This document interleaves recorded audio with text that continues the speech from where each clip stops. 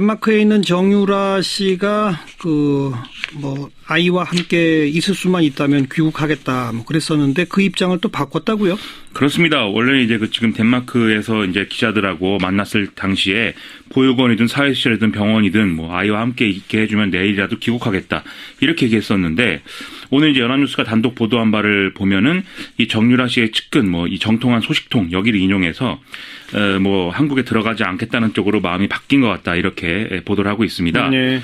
정유라 씨는 전날 덴마크 경찰에 체포된 뒤에 5일 만에 아들과 처음 면회를 했는데 이때 이제 심경이 좀 바뀌었다라는 이제 그런 내용이고요.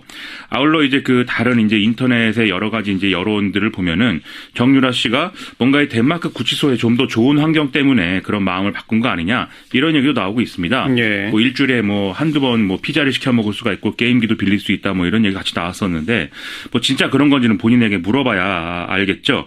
이 우려가 되는 것은 정유라 씨가 이렇게 좀 한국에 한국에 들어올 계획이 없다라고 이제 의사를 밝히게 되면은 이 정유라 씨의 송환 절차가 굉장히 복잡하기 때문에 예. 거의 1년 이상이 들어오지 않는 그런 경우까지 이어질 수 있다 이런 관측도 있어서 좀 문제인 것 같습니다. 1년 이상이나요? 지금 기사에는 그렇게 나오는데 그러니까 계속 예. 정유라 씨가 이제 덴마크의 법원에다가 소송을 제기하고 그렇죠. 항소하고 대법원까지 가고 그러면 1년 걸린다는 얘기죠? 그렇습니다. 근데 그 관련해서 아마 법적 절차나 이런 거를 좀 더 세세하게 따져봐야 될 것 같고요. 1년까지는 안 갈 거다라는 얘기도 있어서 그리고 또 특검 기간이 지나더라도 검찰이 이 부분을 또 수사할 수 있는 그런 가능성이 있기 때문에 예. 이건 한번 따져볼 문제인 것 같습니다. 네. 자, 우리 특검이 문학의 블랙리스트 실제로 존재한다. 이걸 공식 확인했네요. 그렇습니다. 이 블랙리스트 문건은 다들 본 적이 없다, 모른다고만 하고 언론을 통해서만 공개되거나 보도되거나 이랬는데 일부 명단이지만 이 문건이 존재하는 것은 맞다. 이 특검이 블랙리스트 일부를 확보해서 수사 중이다라고 오늘 이 특검이 브리핑에서 밝혔습니다. 특검은 그간 블랙리스트에 관한 의혹을 수사하고 있다. 이렇게는 밝혔었는데 리스트가 존재한다는 것을 공식 확인한 거는 이제 오늘이 처음인 거죠. 예. 이에 따라서 최종 파안이 어떤 건지 또 이 리스트가 어떻게 만들어지고 관리가 됐는지 이에 따라 실질적으로 어떤 조치가 행해졌던 건지 이거에 대해서 계속 수사 중이다. 이렇게 설명하고 있고요. 예. 결국 누가 이걸 지시했고 누구에게 최종적인 책임이 있느냐 이걸 규명하는 게 핵심이겠죠. 특검은 이와 관련해서 김영한 전 청와대 민정수석 유족이 협조를 받아서 이 고인의 비망록 원본을 확보해서 수사 자료로 분석 중이다. 이렇게 밝히고 있습니다. 예. 그간 이제 블랙리스트 사본을 확보해 검토를 했고 이를 증거로 사용하기 위해서는 이 김영한 민정수석의 이제 원본 비망록이 있어야 되는 상황이었는데 그렇죠. 이거는 적법한 절차에 의해서 입수했다. 이렇게 설명하고 있네요. 또 특검은 최경희 전 이화여대 총장 국회 고발해달라, 위증죄로 고발해달라 이렇게 요청했죠. 그렇습니다. 이 정유라 씨의 입시 그리고 학사농단 이런 의혹과 관련해서 최경희 전 이화여대 총장, 김경숙 전 신산업융합대학장, 남궁곤 전 입학처장 이렇게 3명을 위증 혐의로 고발해달라 이렇게 요청했습니다. 예. 이 사람들은 지난달 15일에 국조특위의 4차 청문회 증인으로 출석을 해서 위증을 했다 이런 얘기인데요. 최경희 전 총장의 경우에는 최순실 씨를 2차례 정도 잠깐 만난 게 전부라면서 친분이 있다는 의혹은 사실이 아니다 이렇게 부정을 했었죠. 예. 하지만 지난 수사 과정에서 특검은 지난해 최경희 전 총장이 최순실 씨와 수십 차례 통화한 사실을 확인했다. 이게 이제 오늘 언론들에 쭉 보도가 된 바 있고요. 수십 차례나 통화를 그렇죠. 했다? 그렇습니다. 또 김경숙 전 학장의 경우에도 최순실 씨를 만난 적이 없다 이렇게 주장을 해왔는데 류철균 이화여대 융합-콘텐츠학과 교수 이제 필명 이인화를 쓰는 이 사람을 이제 수사를 하던 과정에서 김경숙 전 학장의 부탁으로 최순실 씨를 만났다 이 진술이 나왔거든요. 예. 그러니까 친분이 있다는 의혹을 다시 제기되는 거고 사실이 좀 확인이 어느 정도 된 사실인 거죠. 국조특위는 오는 9일 열리는 7차 청문회에 이 세세대한 고발 방침을 확정해서 고발 절차를 밟는다 이런 이제 계획을 세운 것으로 보도가 되고 있고요. 예. 한편 특검은 또 남궁곤 전 처장에 대해서 구속영장을 법원에 청구한다 이런 방침입니다. 이 남궁곤 교수는 정유라 씨가 이대에 입학하던 2015년 당시에 이 체육특기자 전형의 면접위원들에게 아시안 게임에서 금메달을 딴 학생을 뽑아라 이렇게 지시하는 식으로 정유라 씨의 부정 입학에 개입한 혐의를 받고 있는 상황이죠. 네. 또 뇌물죄 관련 수사가 지금까지는 삼성에 집중됐었는데 다른 기업들도 한다면서요? 그렇습니다. 기자들이 삼성만 수사하는데 다른 기업은 수사 안 하냐 이렇게 물어보니까 현재 정확하게 말은 못하지만 이와 관련해서 의혹이 있는 기업에 대해서는 수사가 진행될 것이다. 이렇게 특검팀이 답변을 했다는 거죠. SK그룹의 뇌물 의혹도 함께 보는가라고 구체적으로 질문을 했는데 그 부분도 수사 대상이다. 이런 답이 돌아왔다고 합니다. 있습니다. 삼성 수뇌부 조사가 이루어지고 수사가 마무리 국면에 접어들면 뇌물 혐의가 제기된 다른 대기업들까지 전선을 확대한다. 이런 방침을 세운 거 아니겠느냐. 예. 이렇게 볼 수 있는 거죠. 예. 우선 이제 그 수사 대상으로 꼽히는 건 롯데그룹하고 SK그룹인데요. 특검팀은 이재용 삼성전자 부회장에 이어서 신동빈 롯데그룹 회장, 최태원 SK그룹 회장 등의 재벌 총수 여러 명을 지금 출국 금지했다. 이런 보도도 같이 나오고 있고요. 예. 특히 이 두 그룹에 관련해서는 검찰 이 특별수사본부도 압수수색을 했었는데 본격적인 수사 단계에 진입을 안 하고 이 사건을 그대로 특검에 인계를 했었거든요. 그렇기 때문에 바로 이제 이 두 그룹에 대해서는 수사가 진행되지 않겠느냐라는 이제 전망입니다.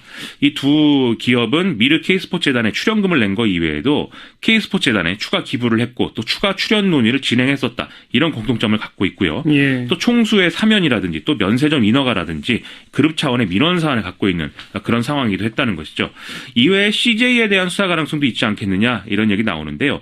차은택 씨가 주도한 것으로 보도가 됐던 K컬처밸리 사업 여기에 대규모 투자를 한 배경이 뭐냐 네. 이 부분에 대해서는 수사가 필요하다라는 얘기입니다. 그 이른바 주사 아줌마 실체가 잡혔다고요? 일단 윤곽이 잡혔다라는 얘기 나오고 있는데 이 특검팀은 무면허 의료 행위로 처벌받은 이력이 있는 무면허 의료업자 백모 씨, 70대 백모 씨가 보안 손님으로 청와대를 드나든 주사 아줌마인지 이걸 확인하고 있다. 이렇게 지금 밝히고 있습니다. 예. 이 사람은 돈을 벌기 위해서 이 무면허 상태로 태반 주사, 로열 젤리 뭐 이런 주사를 놓은 혐의로 기소가 된 전력이 있고 그래서 2005년에 징역 1년 6개월에 집행유예 3년, 벌금 200만 원을 선고받은 전력이 있다고 하고요. 이때 이제 그 서울 강남구 논현동 주택가 등에서 이제 2003년부터 2005년 8월까지 시술을 했었는데 이때 한 3천만 원 뭐 이렇게 이득을 챙긴 걸로 그렇게 보도가 되고 있습니다. 예, 예. 이 보도에 대해서 특검 관계자는 뭐 이른바 이 백 선생 이 사람이 수사 대상 중 한 명이다 이렇게 설명을 하고 있고 아시다시피 정유라 씨는 덴마크에서 언론과 접촉했을 당시에 주사 아줌마가 누군지 알 것 같다 이렇게 주장한 바 있지 않습니까? 그렇죠. 이거에 대해서 최순실 씨의 변호인 이경재 변호사도 최순실 씨가 자신이 이른바 이 주사 아줌마 대통령과 연결해줬다 이런 점을 인정했다라고 지금 발언하고 있거든요. 결국 이 사람의 신원이 확인이 되면 청와대의 어떤 그 의료농단, 뭐 비선 진료 이런 부분에 대한 어떤 그 수사도 상당 부분 전진될 그런 가능성이 있는 것입니다. 네. 그리고 헌법재판소는 그 증인으로 채택됐지만 아예 잠적해버린 안봉근 이재만 전 비서관 지금 어디 있는지 소재 파악해달라 경찰 쪽에 요청했죠. 그렇습니다. 이 박근혜 대통령 탄핵 심판 사건 2차 변론기일에 증인으로 안 나왔죠. 그래서 이제 지난 2일에 우편으로 출석 요구서를 보냈는데 문이 잠겨 있고 사람이 없다는 이유로 전달이 되지 않았고요. 헌재 직원이 직접 이 사람들이 이제 주소지로 가서 요구서를 전달하려고도 했는데 뭐 또 사람들이 없고 다른 동거인들도 거주하지 않는 상태여서 전달을 못했다라는 겁니다. 예. 결국 헌재는 어제 재판관 회의를 열고 서울 종로경찰서하고 강남경찰서에 각각 이들의 소재를 찾아달라 이 소재 탐지 촉탁을 하기로 했고 19일 오전 10시에 이 증인들을 재소환하기로 그렇게 결정했다고 합니다. 예. 헌재는 또 증인신문에 마찬가지로 불출석했던 이영선 청와대 행정관 이 사람을 12일 오전 10시에 소환해서 증인신문하기로 지정을 했는데요. 이 12일이 3차 변론기일이거든요. 이날 오후 2시부터는 조항규 세계일보 전 사장, 최현일 세계일보 기자, 이게 그 정윤혜 씨가 등장하는 청와대 문건 유출 사건 이 관련자들이죠. 그렇죠. 또 류인 전 대통령 위기관리 비서관, 이 사람은 세월호 특조위에 비상임위원으로 들어갔던 사람인데 이들이 이제 증인 신문이 진행된다라고 해서 상당히 좀 관심이 모아질 것 같습니다. 그 안봉근 이재만 전 비서관 구속 수사해야 한다. 민주당의 조응천 의원의 주장이네요. 그렇습니다. 청와대에 같이 근무하면서 뭐 이 문고리 3인방들하고 상당히 뭐 대립했고 갈등이 많았다 뭐 이런 얘기가 나왔었는데 예. 아마 그런 연장선상일 수도 있는 것 같습니다. 페이스북에 글을 이렇게 올렸습니다. 안봉근 이재만 전 비서관은 구속된 정호성 전 비서관하고 3단 합체 로봇이나 다름이 없다. 정호성 전 비서관보다 죄가 결코 가볍다고 볼 수 없고 구속수사라는 것은 주거 부정 또 이 주거가 일정치 않다는 얘기죠. 증거인멸의 우려, 도망하거나 도망할 염려가 있는 때 어느 하나의 기준만 충족하면 가능한 것이다. 이렇게 얘기를 하고 있습니다. 예. 즉 헌재가 출석 요구서를 송달하려고 했는데 뭐 어디에 있는지 밝혀진 바가 없고 이미 검찰 수사에서 허위 진술한 것으로 보이기 때문에 구속 수사에 충분한 여건을 갖춘 상황이다. 이렇게 주장하고 있는데요. 또 조응천 의원은 특히 이 사람들이 세월호 7시간에 대해서 뭐 여러 가지 사실들을 알고 있기 때문에 이들을 구속 수사해야 국정농단의 전모를 특검이 밝힐 수가 있다. 이렇게도 주장을 하고 있습니다. 예. 그 가습기 살균제 사건 관련자들에 대한 1심 판결이 나왔죠. 그렇습니다. 가습기 살균제 제조업체 임직원들이 업무상 과실치사상 혐의가 인정이 돼서 1심 유죄 이렇게 선고를 받았는데요. 이게 이제 사회적 문제가 된 지 약 5년 반 만에 법적 책임들이 이제 인정이 된 거죠. 예. 신현우 전 옥시 대표에게 징역 7년을 선고했는데 살균제 안전성 확보를 위해서 충분한 검증을 해보지 않고 제품 라벨에 인체 안전, 아이에게도 안심이란 거짓 표시까지 했다라는 점이 인정이 된 겁니다. 다만 이제 조은리 전 대표의 어떤 주의 의무 위반 혐의에 대해서는 검찰이 제출한 증거가 부실하다라는 이유로 무죄를 선고했고요. 또 옥시 연구소장 지낸 김모 씨와 조모 씨에게 각각 징역 7년, 선임연구원 최모 씨에게는 징역 5년 선고했고 함께 기소된 옥시 법인에는 벌금 1억 5천만 원이 선고가 됐습니다. 1억 5천만 원이요? 그렇습니다. 이 벌금이 예. 법인에 대해서 상당한 액수를 지금 선고한 거죠. 아니 1억 5천만 원이 상당한 거예요? 너무 적지 않습니까? 사실 또 법인이기 때문에 그 기준을 갖고 보면 1억 5천만 원 그리고 피해 정도가 지금 비공식 피해자까지 합치면 1,000명이 넘기 때문에 그거에 비하자면 또 별거 아닌 이런 수준이다라고 볼 수가 있습니다. 또 재판부는 옥시 측이 허위 문구를 내세워서 제품을 판매 이득을 챙겼다는 혐의 즉 특경법상 사기는 무죄로 지금 판단하고 있는데 이게 당시에 살균제에 함유된 원료 물질이 유독물로 지정되지 않아서 안전성에 문제가 없다 이렇게 인식했다는 거거든요. 즉 속이려는 의도가 없었기 때문에 사기죄는 아니다 이런 걸로 볼 수가 있겠습니다. 일본 대사 부산 총영사 일시 귀국. 네, 일본 정부가 오늘 취한 조치고요. 그 이유는 부산 영사관 앞에 소녀상 설치 딱 이거 하나입니다. 소녀상 설치가 그 정도로 강경 대응의 이유가 된다는 것은 이 이른바 12.28 합의에 이 소녀상 문제가 분명히 있었던 것 아니냐 이런 의심이 들 수밖에 없는데요. 더불어민주당 홍익표 의원 연결하죠. 홍 의원 나와 계시죠? 네, 안녕하세요. 홍익표입니다. 반갑습니다. 외교관계에서 대사하고 영사를 일시 귀국하는 이런 거는 초강경 아닌가요? 그렇습니다. 원래 통상적으로 대사 소환이 가장 강경한 조치 중에 하나인데 네. 해당 지역의 총영사까지 같이 소환한 거기 때문에 일본 정부로서는 아주 최고의 높은 카드를 꺼내들었다 이렇게 볼 수 있겠습니다. 근데 외교적 관례로 봐서는 자기들도 뭔가 근거가 있어야 이런 초강경 조치를 하잖아요. 어떤 근거로 이렇게 한다고 보세요? 지금 일본 정부가 내거는 이유는 크게 두 가지인데요. 하나는 이제 비엔나 협약 관련된 내용입니다. 비엔나 협약과 관련돼서 외국 공간에 안녕을 교란하거나 품위를 손상하는 것을 방지하기 위한 적절한 조치를 취해야 한다. 그래서 이 비엔나 협약을 우리가 위반했다는 거고요. 예. 두 번째는 이미 아까 정관용 선생님이 말씀하신 것처럼 지난 2015년 12월 28일 합의에 불가역적으로 이 소녀상 문제와 관련돼서 일정한 양국 간에 뭔가 합의가 있었지 않았나 하는 거죠. 그래서 그 부분이 우리가 그 합의를 위반하고 역행했다. 이 두 가지를 지적하고 있는 것 같습니다. 비엔나 협약, 즉 외국 공간의 품위를 손상하는 일에 대해서는 해당 정부가 적절한 조치를 취할 의무가 있다. 예. 이거는 뭐 말할 수 있을 것 같아요. 근데 네, 요걸 어겼다고 해서 대사까지 소환합니까?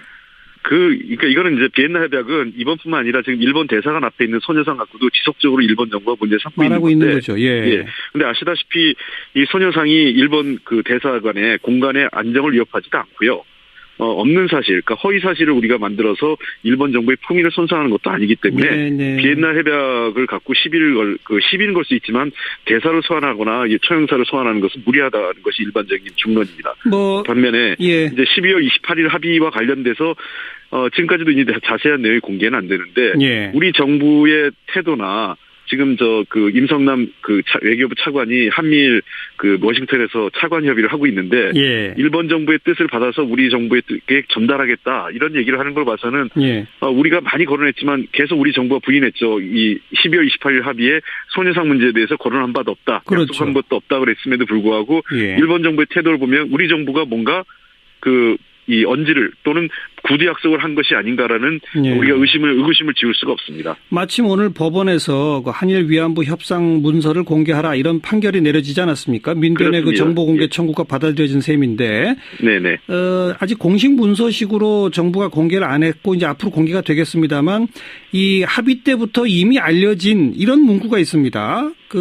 한국 정부는 일본 정부가 주한 일본 대사관 앞에 소녀상에 대해 공간의 안녕 위험의 유지라는 관점에서 우려하고 있는 점을 인식하고 가능한 대응 방향에 대해 관련 단체와의 협의를 통해 적절히 해결되도록 노력함 이런 문구를 넣었다라고 지금 보도가 된 거 있잖아요. 이게 윤병세 장관이 한 얘기입니다. 당시에요. 네. 그래서 지금 아까 정관용 선생님 말씀하신 대로 오늘 행정법원의 판결이 예. 일부 원고 승소가 났는데요. 실제로 이게 합의문 형태로 그 12월 28일 합의가 지금 존재하고 있지 않기 때문에 예. 당시 이 합의 이전에 있었던 국장급 협의 그 1차에서 12차 약 12차례에 걸친 국장급 협의에 관련된 전문을 공개하라는 것이 행정법원의 판단입니다. 즉 예. 국민의 알 권리가 예. 외교 협상에 따른 비밀을 유지하는 것보다 더 크다고 보기 때문에 법원이 그 판결을 했는데 자세한 내용을 좀 공개를 하면은 당시 외교부가 어떤 굴욕적 합의를 했는지 또 소녀상 문제와 관련돼서 사실 자기들의 권한 이상의 어떤 월권적 합의를 했는지에 대해서 좀 더 우리가 파악할 수 있지 않을까 생각합니다. 네. 국장급 협의에서는 이 문제가 분명히 거론됐을 거라고 보시는 거죠? 저는 그 당시 아까 말씀하신 대로 윤병세 장관의 발언 내용을 보면 일정 정도 그 공간의 안녕과 위험 유지 관점 이건 비엔나 협약의 일본 정부의 문제 제기를 사실상 수용한 내용이거든요. 그렇죠. 소녀상에 대해서요. 그리고 한국 정부로서는 가능한 대응 방향에 대해서 관련 단체 협의 등을 통해 적절히 해결한다. 해결한다는 건 뭐겠어요? 일본 정부가 요구하는 것이 소녀상의 이전 내진 철거이기 때문에 그거를 어느 정도는 수용해서 우리 해당 단체하고 우리 정부가 주도적으로 해주겠다. 이런 약속을 사실상 했다고 저는 보고 있습니다. 그렇죠. 그러면 거짓말한 거죠? 계속해서 정부가. 그렇습니다. 이거는 대단히 문제가 되는 건데요. 외교라는 것은 물론 뭐 협상이라는 것은 잘할 수도 있고 못할 수도 있는데 협상의 내용을 속이거나 은폐하거나 국민에게 기만하는 것은 매우 중대한 국가적 범죄라고 생각합니다. 그렇죠. 지금 민주당은 위안부 합의를 아예 폐기하거나 재협상하자 이렇게 요구하고 계시지 않습니까? 그 사실상 폐기죠. 저희 입장에서는요. 그런데 이미 그 10억 엔을 받았고 그 중에 일부가 일부 피해자들한테 또 지급이 됐단 말이에요. 이건 어떻게 해야 할 거라고 보십니까? 이 참 답답한데요. 그러니까 이 돈 10억 엔 사실 우리 정부가 우리 국가 재정으로 해도 되고 아니면 성금을 모아도 되는 건데 그거 불필요하게 했는데 우선은 현재로서는 그 12월 28일 합의에 대해서 일본 정부도 지키고 있지 않는 부분이 있기 때문에 저희는 이 돈에 대해서는 일본 정부도 꼭 그 12월 28일 합의와 연관돼 있지만은 어떤 합의 이행의 전제 조건 아니라고 얘기를 했습니다. 다만 우리 입장에서는 불필요하게 10억 엔을 우리가 받을 이유가 없기 때문에 그건 되돌려줘야 된다고 생각을 하고요. 그다음에 두 번째 그 치유재단 있지 않습니까? 이거는 전혀 그 해당 위안부 할머니들께서도 인정하지도 않고 수용할 마음이 좀 더 없습니다. 그런 이 치유재단은 바로 해체해야 한다고 생각합니다. 일부 그 피해 보신 분들과 가족분들은 치유재단을 통해서 돈을 수령했단 말이에요. 이건요. 네. 그거는 저희가 그때 우리 당에서도 얘기가 나왔지만 필요하면은 국가 재정이든 아니면 우리가 그 국민적 성금을 통해서 그건 충분히 해결할 수 있다고 생각하고 돈 몇 푼의 국가적 자존심이나 그리고 그분들을 정말 이 일본군 위안부의 국가의 잘못으로 인해서 당시 나라를 빼앗긴 으로 생긴 그 서름을 돈 몇 푼으로 이렇게 소에서 땜빵하듯이 그렇게 문제 해결한다는 건 있을 수 없다고. 알겠습니다. 그 법원 판결 나면은 문서는 바로 공개됩니까? 아니면 시간이 좀 걸립니까? 아마 정부가 이게 수용하지 않고 아마 또 항소하지 않을까 싶은데요.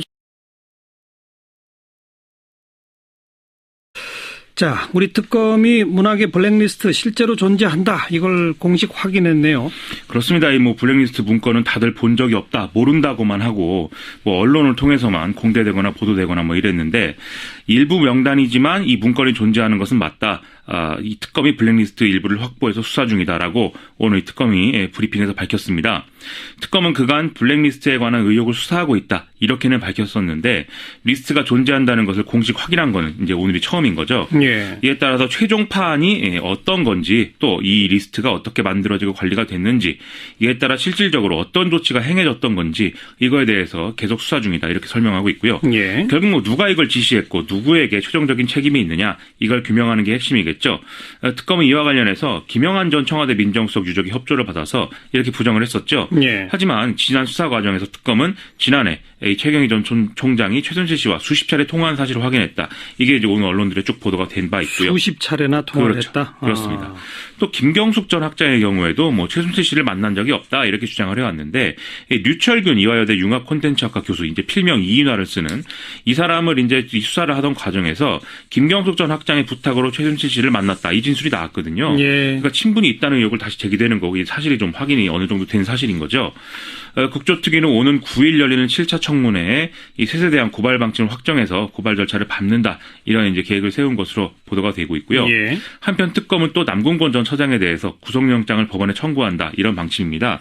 이 남궁곤 교수는 정유라 씨가 이대에 입학하던 2015년 당시에 이 체육특기자 이 고인의 비망록 원본을 확보해서 수사 자료로 분석 중이다 이렇게 밝히고 있습니다. 예. 그간 이제 블랙리스트 4본을 확보해 검토를 했고 이를 증거로 사용하기 위해서는 이 김영한 민정수석의 이제 원본 비망록이 있어야 되는 상황이었는데 그렇죠. 이거는 적법한 절차에 의해서 입수했다 이렇게 설명하고 있네요. 또 특검은 최경희 전 이화여대 총장 국회 고발해달라, 위증죄로 고발해달라 이렇게 요청했죠. 그렇습니다. 이 정유라 씨의 입시 그리고 학사 농단 뭐 이런 의혹과 관련해서 최경희 전 이화여대 총장, 김경숙 전 신산업융합대학장, 남궁곤 전 입학처장 이렇게 3명을 위증 혐의로 고발해달라 이렇게 요청했습니다. 예. 이 사람들은 지난달 15일에 국조특위의 4차 청문회 증인으로 출석을 해서 위증을 했다 이런 얘기인데요. 최경희 전 총장의 경우에는 최순실 씨를 2차례 정도 잠깐 만난 게 전부라면서 친분이 있다는 의혹은 사실이 아니다 하고 있습니다. 예. 일주일에 한두 번 피자를 시켜 먹을 수가 있고 게임기도 빌릴 수 있다 이런 얘기 같이 나왔었는데 진짜 그런 건지는 본인에게 물어봐야 알겠죠.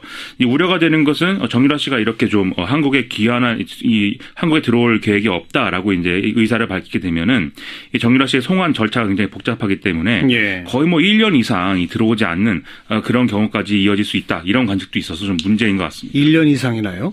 지금 기사에는 그렇게 나오는데 그러니까 계속 이건, 예. 정유라 씨가 이제 그 덴마크의 법원에다가 그 소송을 제기하고 그렇죠. 항소하고 대법원까지 가고 그러면 1년 걸린다는 얘기죠? 그렇습니다. 근데 그 관련해서 아마 법적 절차나 이런 거를 좀 더 세세하게 따져봐야 될 것 같고요. 1년까지는 안 갈 거다라는 얘기도 있어서 그리고 또 특검 기간이 지나더라도 검찰이 이 부분을 또 수사할 수 있는 그런 가능성이 있기 때문에 예. 이건 한번 따져볼 문제인 것 같습니다. 네. 덴마크에 있는 정유라 씨가 아이와 함께 있을 수만 있다면 귀국하겠다 그랬었는데 그 입장을 또 바꿨다고요? 그렇습니다. 원래 이제 지금 덴마크에서 이제 기자들하고 만났을 당시에 보육원이든 사회시설이든 병원이든 아이와 함께 있게 해주면 내일이라도 귀국하겠다 이렇게 얘기했었는데 오늘 이제 연합뉴스가 단독 보도한 바를 보면은 이 정유라 씨의 측근 이 정통한 소식통 여기를 인용해서 한국에 들어가지 않겠다는 쪽으로 마음이 바뀐 것 같다 이렇게 보도를 하고 있습니다. 네. 정유라 씨는 전날 덴마크 경찰에 체포된 뒤에 5일 만에 아들과 처음 면회를 했는데 이때 이제 심경이 좀 바뀌었다라는 이제 그런 내용이고요. 아울러 이제 다른 이제 인터넷의 여러 가지 이제 여론들을 보면은 정유라 씨가 뭔가 이 덴마크 구치소에 좀 더 좋은 환경 때문에 그런 마음을 바꾼 거 아니냐 이런 얘기도 나오고